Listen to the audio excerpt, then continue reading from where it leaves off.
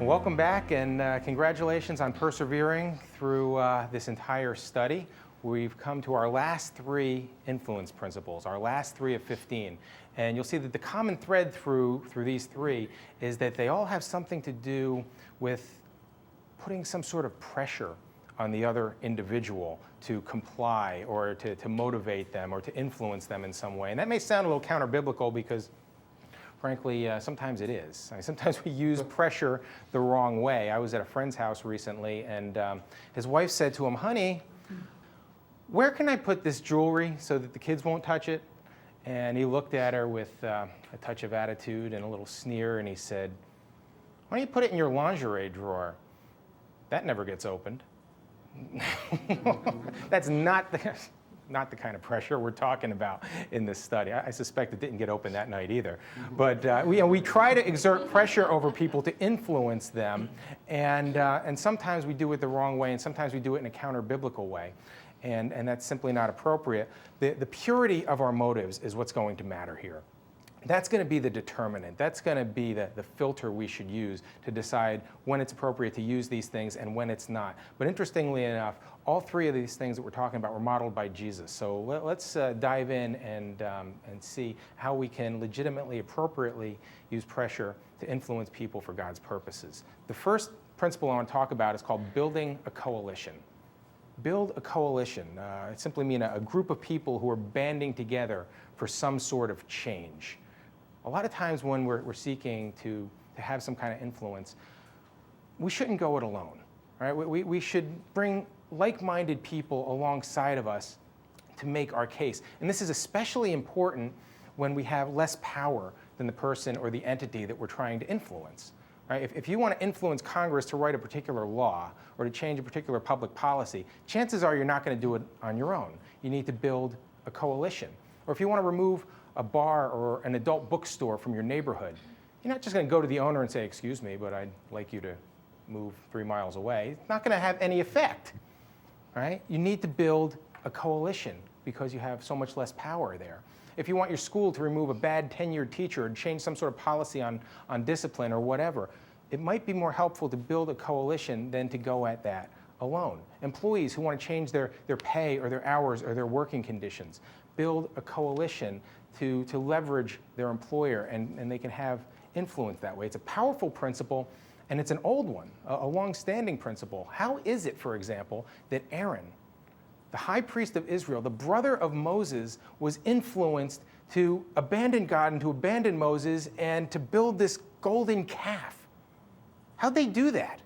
Well, through a loud, obnoxious, cacophonous coalition insisting that Moses was dead and that there was no God and that we needed to go at it alone. A coalition can be very powerful, and it can influence in cases when nothing else might work. Now, obviously, these things can be used for nefarious purposes as well as virtuous ones, right? They can be used for evil as well as good, and we just saw that with the Aaron example. But consider everyday conflict resolution. Jesus taught us how to use a coalition properly here. Remember in Matthew 18, he says that if your neighbor sins against you, step one, go to him. Go to him and show him privately, just between the two of you, the error of his ways. And if he won't believe you, and if he won't accept it, what are you to do? Build a coalition, right? Take one or two people with you and go to him and show him the error of his ways. Jesus built a coalition of 12 men to go out and change the world, right? You talk about an influence challenge, but you're not going to do it alone. You bring like-minded people alongside of you. So for your particular influence challenge, the one that you were thinking about way back at the beginning of the study and the one hopefully you've been thinking about throughout this study, maybe it makes sense to not do it by yourself. Maybe you should bring like-minded people alongside. Recruit these people to make your case with you, to build a coalition. Next principle, I call it create, communicate, and carry out consequences. Create, communicate, and carry out consequences. And again, it's a way of exerting some sort of pressure. It's easy to understand because we do it all the time, don't we? The results of a person's behavior will affect the likelihood of that behavior continuing in the future. Right? I mean, this is obvious. Serious negative consequences less likely to behave that way in the future. Serious positive consequences, more likely to behave that way in the future. Psychologists call this operant conditioning. Parents call it common sense, right? And it's often our default condition when we have more power than the person we're trying to influence. With coalition, it was when we had less power. Here it's when we have more power, like in a parent-child relationship. Or an older sibling might do this with a younger sibling. Or a manager might do this with employees. Or we might do this when training a dog. Or stronger nations try to use this principle with weaker nations. And the principle sounds obvious, and really it is. The problem isn't understanding the principle. The problem is in our implementation, isn't it? You think about just the disciplining of children. All these children running wild out there and not paying attention to their parents and doing things that they shouldn't do. Why? It's because the parents aren't really implementing this principle properly. Now, little Johnny goes and hits his sister. Johnny, don't do that. Behavior doesn't have consequences. Johnny's going to do it again. He hits his sister again. Oh, that's it. You go to your room for 5 minutes, where it's Toyland. He's in there playing for 5 minutes, and the behavior doesn't have consequences, so Johnny hits his sister again. Well, that's it, mister. You get down here, you're going to write sentences. I want you to write, I will not hit my sister, and I want you to write it 5 times. Johnny sneers and starts writing, and Mom says, oh, don't look at me like that, mister. Now you have to write it 6 times. If the behavior does not have significant consequences, the behavior is going to continue. You want to extinguish that behavior? Make them write it 500 times. All right? Now, that may sound harsh, and that may sound mean, and that may sound like something you don't want to follow through on. But I guarantee you won't have to follow through on that more than once or twice. Little Johnny is going to get the message that it is not a good thing to hit his sister. Behavior has to have consequences, right? It's not complicated. Find what people value, or find what this individual values, and find a way to withhold it. Just make sure the punishment fits the crime. Really, it's just an echo of what we see God doing, isn't it? We're imitating God when we do this, at least when we do it with the right motives. God has designed things so that our behavior has consequences. Our sin has temporal consequences. Our disbelief will have eternal consequences. Look at this in Jesus' own words. I'll give you 3 quick passages where, and listen for the behavior and the consequence piece in here. In Luke 12, he says, I tell you, whoever acknowledges me before men, the Son of Man will also acknowledge him before the angels of God. But he who disowns me before men will be disowned before the angels of God. Behavior has consequences. In Matthew 7, he says, not everyone who says to me, Lord, Lord, will enter the kingdom of heaven, but only he who does the will of my Father in heaven. Behavior has consequences. In Revelation 3, I know your deeds, that you're neither cold nor hot. So because you're lukewarm, neither hot nor cold, I am about to spit you out of my mouth. Behavior has consequences. And it's not just some small consequence, is it? We're not talking about writing 5 sentences or going to your room for 5 minutes. Jesus is talking in love about going to a place where the Bible says the worm does not die and the fire is not quenched.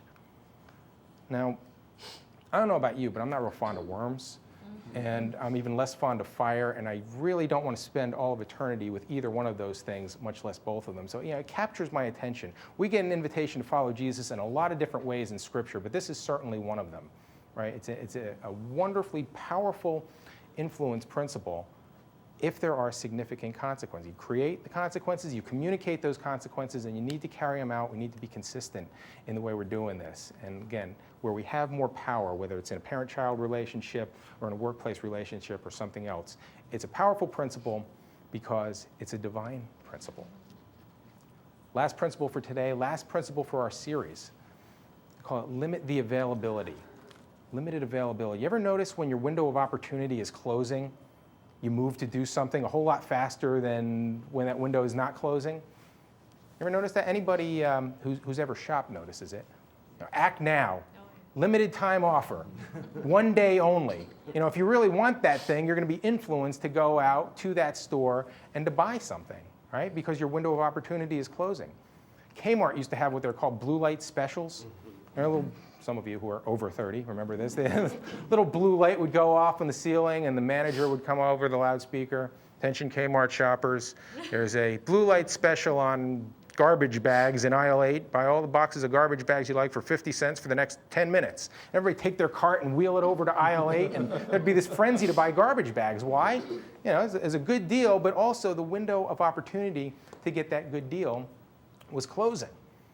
An employee who's put on probation, right? This is the same limited availability principle. You have 3 months to shape up. Chances are you're going to influence that person to change his behavior. When I give my child a 10-second countdown to do something, that child is usually on the move. At least if I follow the previous principle and behavior really does have consequences, that 10-second countdown gets them moving to do exactly what I'd like them to do. It's the limited availability principle, and it's persuasive. And because it's so persuasive, it's easily abused, isn't it? I don't know if you've ever seen that in action, but it seems counter-biblical to squeeze people for a quick decision or a quick buck. Sign here, the offer is only good as long as you're at this table. Otherwise, you leave the shop and we're going to have to renegotiate this whole thing. That seems counter-biblical, and in fact, I think it is counter-biblical. Again, the purity of the motives is going to matter. But this is a neutral tool, like all the things we've been talking about in this study. They're neutral tools that can be used for good or for evil. It's like a hammer. I can build a deck with it, or I can break a window with it. And so it's how I use the hammer that makes things good or bad. It's not the hammer itself. The same thing with this principle and all of these principles. Right? And I know that this can be used properly because Jesus himself used it, and he used it where it absolutely matters the most, where he's trying to influence us to spend all of eternity with him. Remember what he said in Matthew chapter 24. It says this, "Now concerning the day and the hour," and this is of his return to judge the world, "no one knows, neither the angels in heaven nor the Son, except the Father only. As the days of Noah were, so the coming of the Son of Man will be. For in those days, before the flood, they were eating and drinking, marrying and giving in marriage, until the day Noah boarded the ark. They didn't know until the flood came and swept them away. So this is the way the coming of the Son of Man will be. 2 men will be in the field. One will be taken and one left. 2 women will be grinding at the mill. One will be taken and one left. This is why you must also be ready, because the Son of Man is coming at an hour you do not expect." Act now, friend. It's a limited time offer. The window may close even before this video ends. Right? Jesus is using this limited availability principle, this scarcity principle, to motivate us to do the most important thing we could possibly do, and that's turn our lives over to him. It's like the bumper sticker says, and I'm not at all fond of bumper sticker theology, but this one seems to nail it. It says, "Many who wait for the 11th hour to choose Jesus die at 10:30. Ever seen that one? Now, this is the limited availability principle at its best. When time is running out, we write that term paper. When time is running out, we complete that project at work. When time is running out, the guy proposes to his girlfriend before she runs off with another guy. When time's running out, we get that Christmas shopping done. Right? It influences us, and it can not just influence other people, but we can use this to influence ourselves.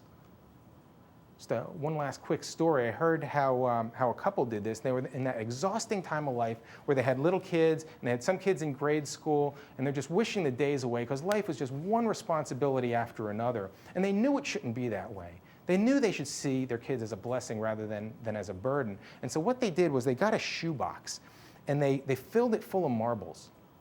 1 marble for every weekend until their oldest kid was going off to college.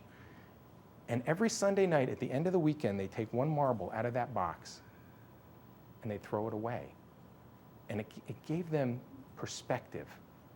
Right? It gave them the perspective that the time is limited, that these kids are not going to be there in their household forever, that they really need to love them, they really need to nurture them, they really need to enjoy them while they are there. Now, it didn't change everything in their life, mind you, but it did give them a weekly reminder that the time is scarce and that they should enjoy. Isn't that interesting? We can use these principles not only to influence other people and not only to influence circumstances, but to influence ourselves as well. And so let's look for ways to use these things with the right motives to get people on God's agenda.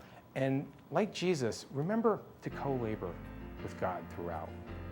Again, it's not just a pragmatic thing. It's not just something we do on our own. This is God changing things through us. Co-labor with him throughout. And that'll make a world of difference for those of us who want to make a difference in this world. May God bless you.